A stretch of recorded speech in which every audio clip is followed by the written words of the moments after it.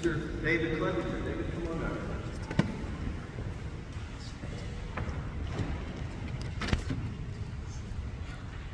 Good morning.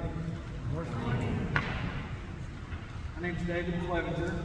As many of you know in the congregation, you know our story of Christopher and I.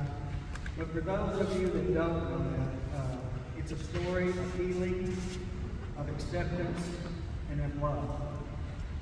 And unfortunately, it's also a story of extreme sadness, of shame, of hurting both our families and friends, of which we may never have a relationship with this life again. And ultimately, but it's a story of healing and accepting ourselves as God created us, and a peace that surpasses all understanding.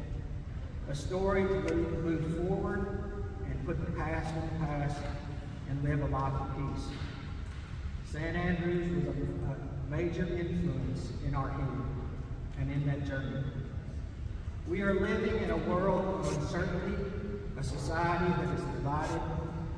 Now is the time that we have to decide, are we going to live a legacy of love, or are we going to live a legacy of division? Not only individually, but as a church. Our story began and our journey began in St. Andrews watching online. We watched for several weeks. We decided we wanted to walk through those doors. When we ultimately decided to come and attend, we were serious, or just to be honest with you, we were very fearful because we had met judgment at other churches and in their teachings. So that fear followed us into those doors. Surprisingly, you accepted us with love and welcomed us to not only participate, and you didn't say you need to sit back, sit in the corner, be quiet. You all wanted us to be part of every aspect of this community.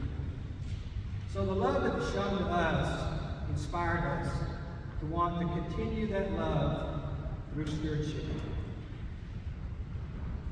As many of you know, Christopher's job about 2 years ago took him up to Missouri. My business is still here in Amarillo, so we are go back and forth between Texas and Missouri. And we understand that budgets and consistency must be met in order for ministries to continue. So we set up a monthly draw on our checking account to ensure that no matter where we are, our stewardship continues. It is hard for the leaders of this church to plan out needed ministries if they have to guess what funds are coming in on a weekly basis. If you would like to join us in setting up that type of arrangement for yourself, it is easily done. Set up a payment through your bill pay, or call the church and they can help you. I know from my own experience, I intend to do something and then I get busy and forget. By setting up a draw, it helps the church plan and takes away you having to remember to write a check. Join us in making sure this church is here in the future to minister to people. Our wedding day was last year, as many of you attended, was witnessed by you and kind of hard to explain.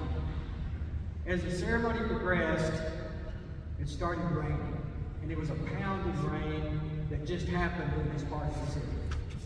Christopher and I were sitting at the altar doing our vows, and the rain was so intense that you couldn't hear what we were saying. And some of you even said, we don't know if we're married or not because we didn't hear your vows. So, but Mother Joe heard us, so we're good. Then a few seconds before Christopher began his vows, it started hailing. And at that moment, I was like, what in the world does this mean? And I was just like, I'm sorry, what have I done? But yet, we both, had this feeling of being in this cocoon of love. And it was a feeling of God saying, you don't worry what the world says, this is good. And trying to figure out what that meant, we studied and later learned that the rain signified the cleansing of past hurts and sorrows, and the hail signified the destruction of old debris and the start of new life. And that all happened right there. So we will go to our graves knowing that God blessed us that day, and He blessed us with peace, despite what others may believe. Sandra, and when we're among this community, we feel like we are in that cocoon of love. St. Andrews, you helped heal us and allowed us to continue our lives in the service to the Lord because of the love that has been shown to us. We want to share in that experience and build a community where all are welcome and loved. If you or anyone you know feels like they wouldn't be welcomed in a Christian community, trust me, this church accepted me, this church accepted my husband, this church accepts all. St. Andrews has shown in Amarillo what Christian community is all about. Loving all of us despite our differences. I want to remain a part of that in order that future generations can build on what was started here. It is only through stewardship and money and both our money and talents that can be achieved.